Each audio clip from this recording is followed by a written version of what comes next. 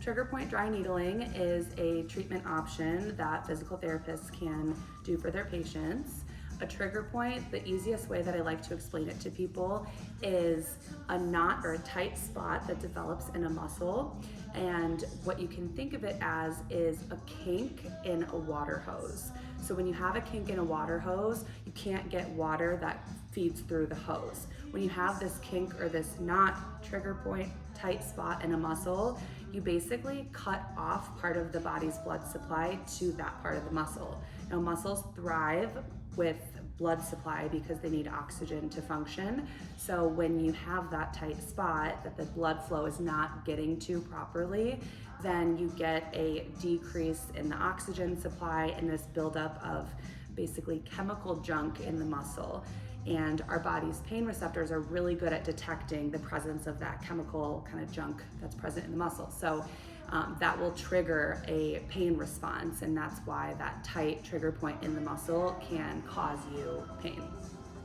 So what we can do is use the trigger point dry needling to break up those tight spots in the muscle. That will restore better blood flow to the muscle and will bring oxygen there to help the muscle function, and it can even enhance the mind-muscle connection and kind of clear away some of that chemical junk that's causing you pain and tightness in the muscle.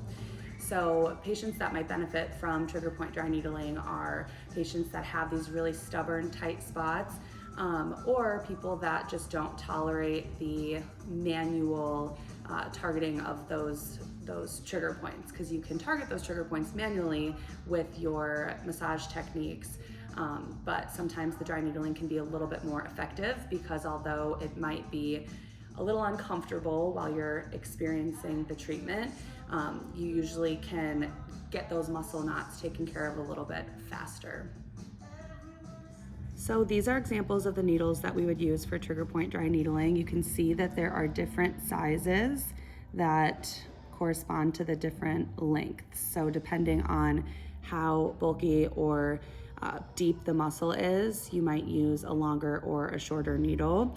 They come with these protective tabs on them that when we're actually ready to do the needling part, we can remove the tab, and then this part would go on somebody's skin, and then you would just poke it in, and then you're good to begin the needling.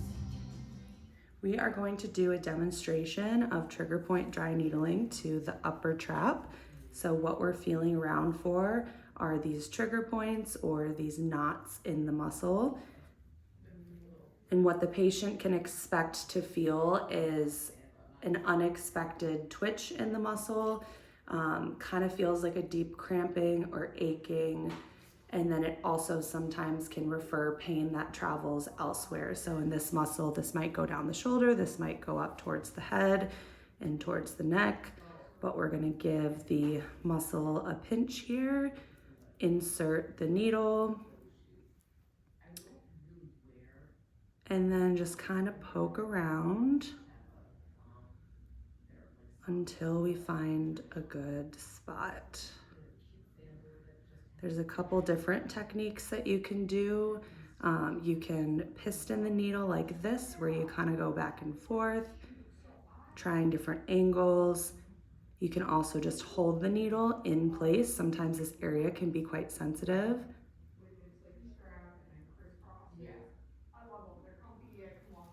And then just hold pressure in that spot when the needle comes out.